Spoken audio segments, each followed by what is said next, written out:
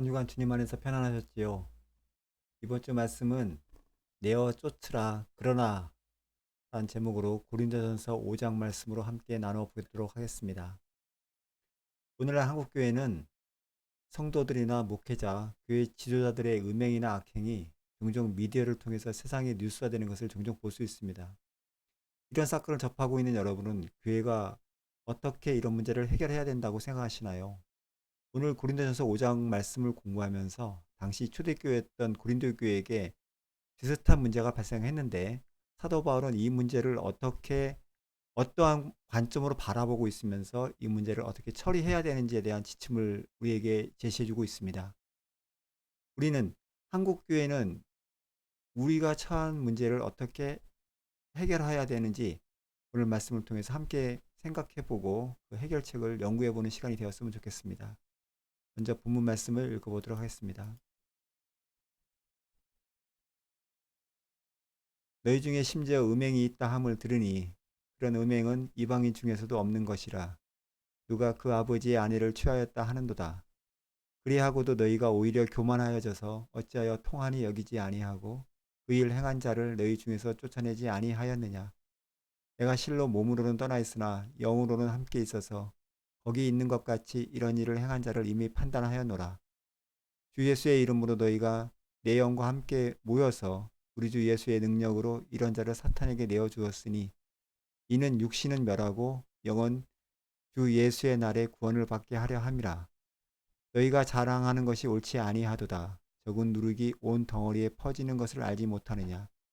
너희는 누룩 없는 자인데 새 덩어리가 되기 위하여 묵은 누룩을 내버리라. 우리의 유월절 양 곧 그리스도께서 희생되셨느니라. 이러므로 우리가 명절을 지키되 묵은 누룩으로도 말고 악하고 악에 찬 누룩으로도 말고 누룩이 없이 오직 순전함과 진실함의 떡으로 하자. 내가 너희에게 쓴 편지에 음행하는 자들을 사귀지 말라 하였거니와 이 말은 이 세상에 음행하는 자들이나 탐하는 자들이나 속여 빼앗는 자들이나 유사 숭배를 하는 자들을 도무지 사귀지 말라 하는 것이 아니니 만일 그리하려면 너희가 세상 밖으로 나가야 할 것이라.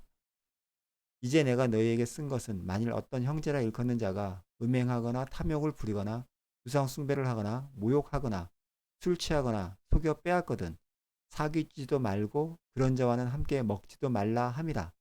밖에 있는 사람들을 판단하는 것이야 내게 무슨 상관이 있으리오마는 교회 안에 있는 사람들이야 너희가 판단하지 아니하랴.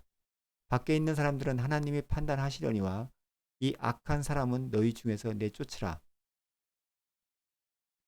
우리가 1절, 2절, 3절 말씀을 잠깐 보면요. 사도 바울이 지금 고린도 교회를 세워놓고 자신은 현재 에베소라는 지역에 멀리 떨어져 있습니다. 3절에 보면 몸은 떠나 있으나 영으로는 함께 있어 본인이 교회 공동체의 어떤 내용을 지금 말하고 있는 거죠. 그래서 거기서 이러한 이야기를 듣고 본인은 함께 기도하면서 이 문제가 어떻게 처리되는 것이 옳다라는 부분을 이미 생각하고 있었다. 그렇게 이해하시면 좋을 것 같습니다. 그리고 2절에 보면 교만하여져서라는 단어가 나오겠는데요. 이러한 죄악이 있는 것을 처리하고 있지 않은 그 사람들은 자기는 이러한 죄를 질 사람들이 아니야. 나는 이 문제가 내 것이 아니야 라고 생각하는 그런 부분이 교만하다는 표현으로 사도 바울은 지적하고 있습니다. 세 번째, 이제 5절, 6절, 7절 말씀은 이제 이 부분은 저희가 다음 주에 좀 나눴으면 좋겠고요. 시간 관계상. 오늘은 또 이제 8절을 잠깐 보시면요. 9절, 9절, 10절 말씀을 보면은 13절에 있는 말씀하고는 13절에는 내어 쫓으라. 아까 2절에서도 내어 쫓으라. 두 번 내어 쫓으라는 말씀이 있는데 9절, 10절의 말씀은 내어 쫓으라는 말씀하고 좀 반대되는 내용이 들어 있습니다. 그 말씀 보면 세상 밖으로 나가야 할지니라 이런 자들과 사귀지 말라 하는 것이 아니니 이런 말씀이 있어요. 그래서 좀 이렇게 반대적인 말씀이 9절과 10절에 포함되고 있다는 말씀을 좀 이해하시고요. 한번 쭉 다시 한번 전체적인 말씀 중에서 하나씩 하나씩 살펴보면서 공부해 보도록 하겠습니다. 그러면은 먼저 고린도 교회의 특성과 지금 현재 어떤 악행을 저질렀는지 사도 바울이 지금 그 얘기를 들었거든요. 그러면 사도 바울은 그 현재 고린도 교회의 특성에 대해서 성경에서는 지금 언급해주고 있지만 우리 성도님들과 함께 이런 부분을 잠깐 이해를 할 필요성이 있습니다. 고린도 교회는 이게 이제 항구 도시였는데 거기는 이제 아포로디테라고 하는 여신을 섬기는 그러한 종교 행위를 했었습니다. 그래서 그 여신들이 어떤 바다하고 인접했기 때문에 배가 바다에 항해를 할 때 안전을 지켜주는 여신이어서 그 여신을 숭배하면서 그들이 어떤 종교 의식을 할 때도 여사제들이 저녁이 되면은 내려와서 남자들하고 어떤 문란한 성행위를 합니다. 그런 것을 그 신에게 드리는 그런 종교 의식을 하고 있었던 도시였어요. 우리가 언제 한번 그 구약에 있어서도 유다가 가나안 땅에 내려갔더니 그 가나안 땅에 있었던 종교가 그러한 종교 행위를 하고 있었고 다말이 그 과부의 옷을 벗고 그들이 창기의 옷을 입었다. 그런 부분이 이제 한번 이제 그 우리가 이제 창세기 말씀을 기억하면은 이런 말씀을 좀 이해하시기 쉬울 것 같습니다. 그렇다 이런 문화 속에 있음에도 이방인들은 취하지 않는 어떤 악행은 그 어머니 즉 계모를 자기가 취하는 아버지의 부인을 취하는 그런 행동이 교회 안에서 있었는데 그런 것을 보면서 교회는 아무런 즉 쫓아내지 아니하였다는 부분에 대해서 사도 바울은 지금 현재 어떤 굉장히 그 질책을 하고 있는 내용이 2절과 13절의 내용을 보면 알 수 있습니다. 2절 말씀을 잠깐 보면 이런 내용이거든요. 너희 중에서 왜 쫓아내지 아니하였느냐 라고 이 부분을 우리가 그렇게 이해할 수 있습니다. 통탄이 여기지도 아니하였다. 그런 죄를 있는 사람에 대해서 어떻게 해서 이런 죄가 발생했지? 가슴 아파하지 않았다. 그리고 그런 사람을 쫓아내지 아니하였다. 그렇게 이해할 수 있습니다. 그리고 제가 지금 잠깐 말씀드렸던 대로 이제 9절과 그 말씀을 보면서 9절과 10절의 말씀을 보면은 이런 자를 다 쫓아낸다고 해서 모든 문제가 해결되는 건 아니라는 말씀이죠. 도무지 사귀지 말라 하는 것이 아니니 그리하려면 교회 너희들은 세상 밖의 존재가 되어야 된다는 말씀은 그거는 불가능한 것이라는 겁니다.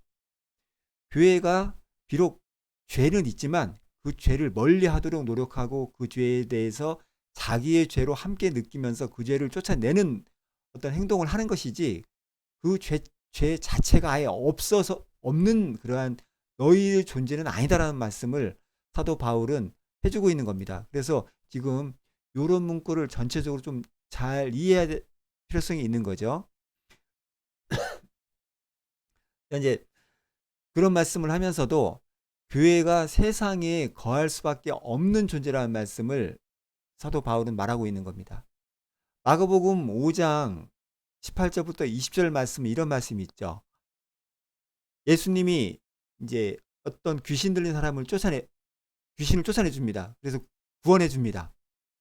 그런데 그 귀신 들렸던 사람이 예수님과 함께 있기를 간구해요. 부탁을 했는데 예수님이 아니야. 세상에 가서 즉 집에 가서 내가 행한 일을 잘 알려. 그런 말씀이 마가복음 5장에서부터 18절 이하 20절까지 있는 말씀을 이해할 때 예수님이 우리를 구원해 준 우리가 교회가 결국 세상에 거하는 존재인 것을 말씀해 주고 있는 부분으로 우리는 이 말씀을 이해할 수 있습니다. 에베소에서도 그 말씀이 있습니다. 제가 6장 10절부터 13절 말씀을 보면은 우리가 마귀의 관계를 대적하여서 싸우라. 하나님의 전신갑주를 입으라. 악한 것과 대적하라. 이런 말씀이 있습니다. 이런 말씀을 좀 오해하면은 우리가 무슨 뭐 악한 자들을 다 멸해버리고 하나님을 믿는 자들만 세상에 있게 해라. 뭐 십자군 전쟁 같은 이렇게 이해를 하면 안 되는 거고요. 내 안에 있는 어떤 죄성을 즉 내 안에 있는 마귀를 싸워서 내 것을 떨쳐내서 이겨내라. 내가 거룩한 성전이 되어가는 그런 훈련을 해라라고 이 말씀을 이해해야 되죠. 우리가 뭐 악한 마귀와 싸워라 이런 부분을 그렇게 이해하시면 안 되는 거로 저는 말씀드리고 싶습니다. 우리가 주님의 군사라고 말씀하는 그런 부분을 우리는 우리의 전투를 통해서 예수님이 계획하신 그 무엇인가를 깨달아 알아가는 거죠.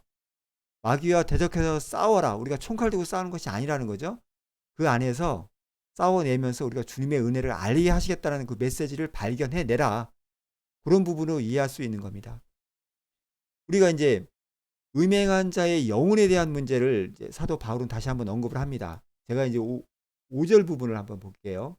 5절 부분에 이런 자를 사탄에게 내어 주었으니 이는 육신은 멸하고 영은 주 예수의 날에 구원을 받게 하려 함이란 말씀을 통해서 여기서 이미 사도 바울은 음행한 자를 사탄에게 내어 준다는 뜻을 두 가지로 우리가 볼 수 있어요. 첫 번째는 그 육신을 죽이는 겁니다. 죽이고 주 예수님의 구원의 날에 그 영혼을 구원받게 해주는 그런 것이다라고 설명해주는 부분이 있고요. 한 가지는 또 그 육신을 내어준다는 얘기는 교회 바깥으로 내어 출교시키는 거죠. 출교시켜서 그 사람이 쫓겨나가면 내가 교회에서 쫓겨나갔네. 내가 이런 죄를 저질렀네 깨닫게 해서 주님 앞에 회개함으로 다시 한번 돌아오게 해라라는 영혼이 구원받게 하라는 그 두 가지 방향을 해석할 수 있는데요. 요 당시를 어떤 시대상을 보면은 아마 첫 번째 해석을 하는 게 더 옳은 해석일 수도 있지만 성경에 명확하게 구분이 안 되어 있는 거는 이 두 가지 가능성은 있어 정도로 해석을 할 수 있는 거라고 저는 말씀을 드립니다. 자, 또 다른 반면으로 우리가 생각해 볼 수 있는 게요. 사도행전에 그 아나니아 삽비라가 땅을 팔아서 예루살렘 교회에게 헌금을 내야 되는데 일부러 이게 숨겨두고 헌금을 냅니다. 그때 성령 충만했던 그 교회는 그 사람의 악행을 바로 드러내고 그 사람을 죽입니다. 뭐 교회가 죽인 게 아니라 성령님에 의해서 그 죽임을 당하죠.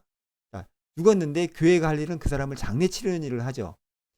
이런 것을 볼 때 만약에 사도행전에서도 그 사람의 영혼은 뭐 살렸다, 그 영혼은 죽였다 그런 부분에서는 언급이 없어요. 성경은 기술할 때 현재 그 교회에서 그 사람이 죽었던 그런 행동을 보면서 우리는 교회 안에 그러한 성령을 속이는 그런 죄가 들어오면 안 된다라는 것을 강조해서 누가는 사도행전을 기록된 것으로 우리는 이해를 해야 되고요.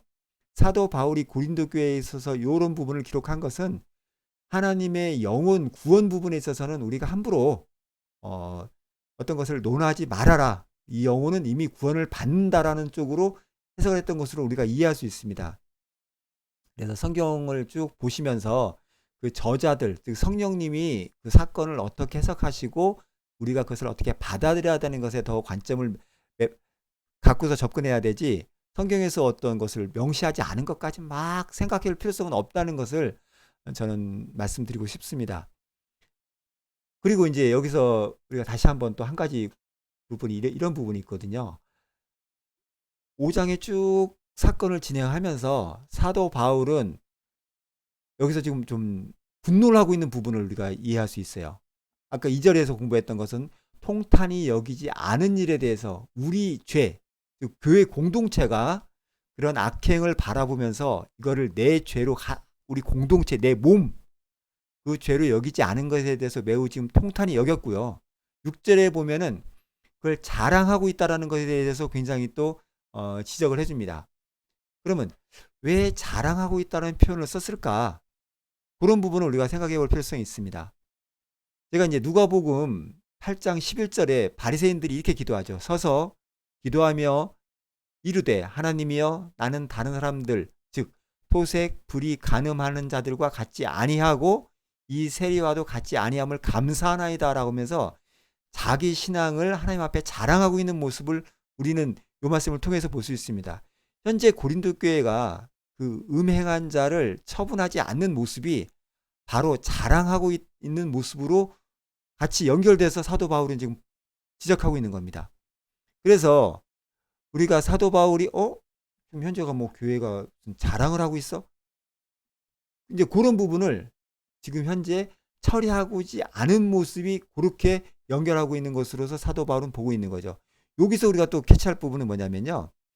고린도 교회가 어떤 사람의 죄는 지옥 갈 죄, 어떤 사람의 죄는 용서받을 죄, 그들이 판단하고 있는 모습을 사도 바울은 캐치하고 있는 것으로서 우리 이해할 수 있습니다. 그래서 우리는 함부로 어떤 사람은 저 사람 지은 죄는 지옥 갈 거, 어떤 사람은 용서받을 거, 그럴 수 없는 거죠. 교회가 그런 것을 함부로 막 판단하고 어떤 사람에 대해서는 뭐 용서해 그런 부분이 아니고요. 그런 죄를 바로 내 죄로 여기는 거죠. 그래서 이제 오늘 말씀을 제가 이제 좀 정리하고 싶은 거는 교회가 어떤 존재인가를 여기서 사도 바울이 말하고 싶은 거를 우리가 캐치해내야 되는 겁니다. 그래서 아까 이제 3절 말씀에 이렇게 있었죠. 내가 몸은 떨어져 있으나 영으로는 함께 있어서 그런 일 행한 자를 이미 판단하였다. 내가 기도하면서 어떻게 해야 된다라고 이미 생각하고 있었다. 즉 영이 함께 있었다. 고린도 교회가 자기 몸이라는 것을 지금 사도 바울은 얘기하고 있습니다. 그 음행한 사건을 통해서 또 형제의 죄를 통해서 나의 죄를 보고 죄를 멀리해야 된다는 것을 말씀하고 있는 거죠. 교회 공동체는 이러한 공동체가 되어야 된다는 것을 지금 사도 바울은 이야기해주고 있는 것으로서 저는 오늘 결론 말씀을 내리고 싶습니다. 우리는 한국교회의 모습을 바라보면서 한국교회에서는 만약에 이럴 것 같습니다. 어떤 A라는 분이 음행이 드러났으면은 목사님은 A라는 분이 만약에 교회에 큰 영향력을 미치고 교회 헌금을 많이 하시는 장로님이다 그러면은 그 A라는 분의 죄를 덮으려고 할 겁니다. 그래서 다음 주에 설교 제목을 사랑장 설교 말씀을 이런 걸 준비해 가지고 용서를 하고 교회는 사랑을 해야 됩니다. 덮어줘야 됩니다라고 아마 준비하지 않을까 저는 그런 생각을 해보고요. 만약에 음행한 자가 교회에 영향이 없는 자 그러면은 이런 말씀 출교시키는 그런 제목을 뽑아서 악을 끊어내라 그렇게 접근하지 않을까 저는 그런 생각을 합니다. 사도 바울은 현재 교회의 문제 지금 악행의 문제를 해결하는 방법이 우리가 생각하는 그러한 단순한 생각이 아니라 매우 내 죄로 바라보면서 내가 교회 공동체 머리를 예수님으로 삼은 몸을 지체로 한 우리 교회 공동체와 함께 아파하고 함께 이 문제를 해결해 나간다는 쪽으로 해석을 해야 된다는 그런 부분이 담겨 있는 말씀을 우리는 오늘 고린도전서 5장을 통해서 공부했고요. 다음 주는 아까 말씀드렸던 6절, 7절, 8절 말씀 누룩과 예수 그리스도를 통해서 전체 핵심적인 내용이거든요. 그 부분이 어떻게 사도 바울은 풀어가고 있는지 그런 부분을 함께 나누어 보는 그런 시간을 갖도록 하겠습니다. 공부하시느라고 수고하셨습니다. 감사합니다.